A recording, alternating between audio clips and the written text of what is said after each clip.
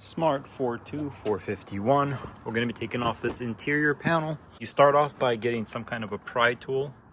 I just have a nylon piece of junk. Down here you'll see a little tab.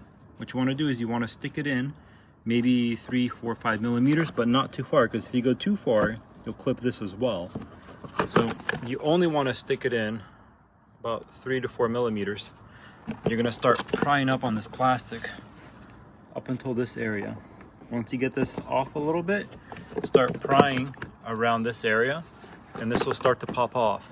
Once you get most of it off, you'll notice that there's a tab here, so you cannot start prying here. It won't work. You have to pry around this way, and then it will keep popping off like this, and you just slide it out like that. That's how you get this piece out. Next step is going to be unplugging your power windows. If you have them, just pops out like that. Then you have your TORX bit here. You're going to use a T25 to remove this guy right here. Once that screw is out, you'll notice that there's these plastic covers over here. Some of them end up going behind this, like you can clearly see it from over here. So there's these plastic covers. They clip in. They're just here like that. What you want to do is you want to unclip all of these, just kind of push them away. And just to get this a little more free. And then get another light. I already pulled this back just a little bit, but you'll notice down in there, see if I can point it out to you. This is basically sitting on clips inside. They're down there. You can see it. I'll try to point it out on screen. And basically, you're going to want to pull this away just a little bit and gently pull on it, and you'll hear it unclip. Okay, let me see it from here. And it'll slowly start to unclip in the mechanism. And what you'll notice down here is the tabs right there. I don't know if you can see that clearly, but this plastic mechanism either pops up or out because they're just standard plastic clips.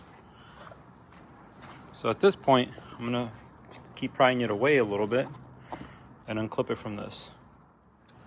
As you can see now, it's a little better. So I'm going to remove the harness, going to unclip this guy right here. You can see the little tab in there, so I'm going to be pressing down on this, or you can shove a pick down there, lift the tab and unplug that.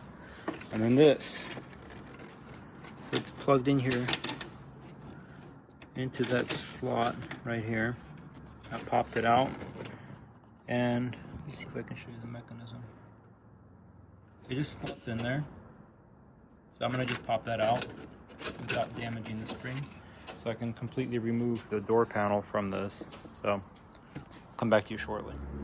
So now that we wiggled that free, you want to unplug this guy as well. It's for your door locks, and by the look of it, it should be mostly free aside from the primary harness here.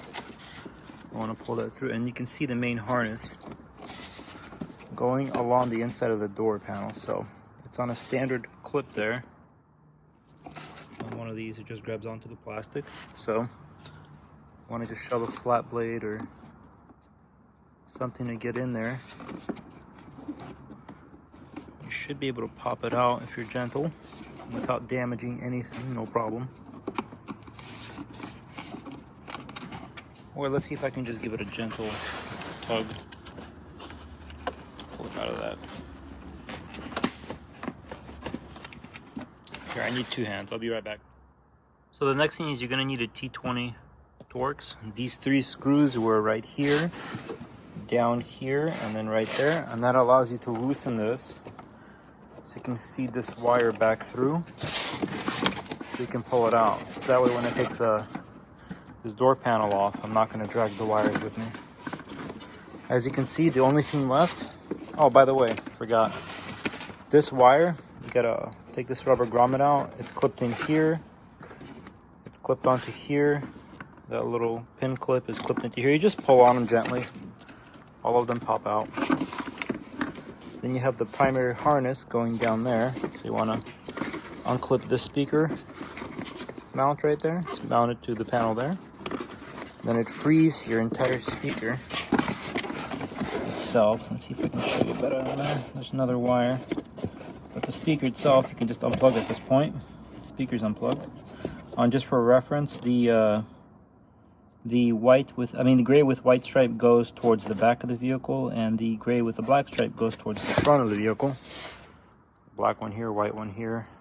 You can see the orientation of the car in case you're curious which way it plugs back in. But it's also keyed, so it doesn't really matter.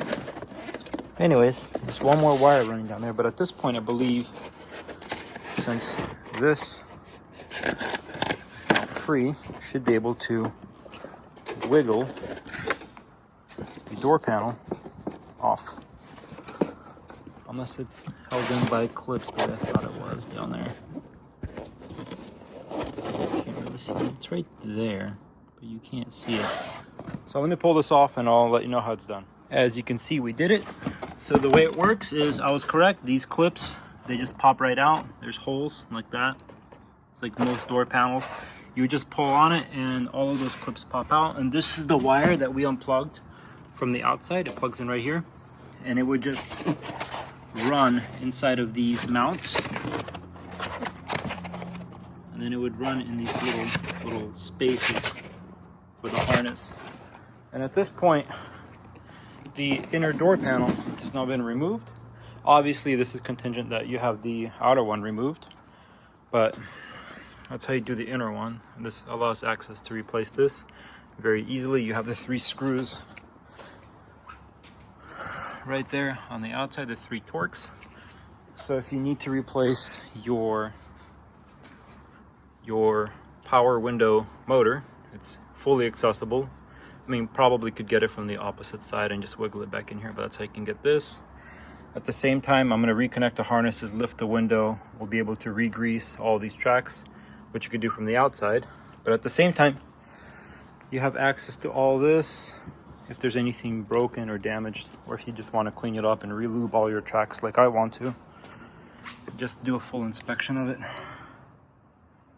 can see everything here. But that is what it looks like. Here's a little bonus portion for those of you that are trying to get to the speaker. This is what it looks like. I believe the part number is right there. Looks to be Alpha 0127200. Does not have any impedance ratings on this or anything like that, but here you go. If you're trying to get your own aftermarket speakers installed, it looks like the actual body of it is 6 1/4, and the hole mounting looks to be from center to center 4 3/4 inches for the mounting. There you have it. That's what it looks like if you're trying to replace these guys. So when you're done doing what you got to do, before you put everything back together, you might as well grab some kind of a grease. I'm using a brake caliper slide grease in conjunction with silicone quick drying spray, which right on the back tells you straight up, you know, it's used for cables, pulleys, guide rails, valves, locks, and a whole bunch of other stuff. So this I spray all the cables themselves with to give them a bit of rust proofing, and I use the brake caliper grease on all the guide rails where the guides are going to be traveling up and down. As you can see, everything has been re-greased. All these have been re-greased. It's a little dirty from accidentally touching some dust and rubbing it, but you want to pack these with a little bit of grease as well, the jockey wheels, and you want to spray the lithium in there as well as try to get as much grease on everything. And before you lower it back down, make sure you wipe all the grease off of your glass, because if you have like any grease or WD-40 overspray and it gets into here, it's going to stay there and it's just nasty. And while you're in here, you might as well clean all these out like I have. And at this point, everything's cleaned and re-greased. Since you took all this apart, you might as well re-grease all the power window mechanism. At this point, we're just going to put everything back together.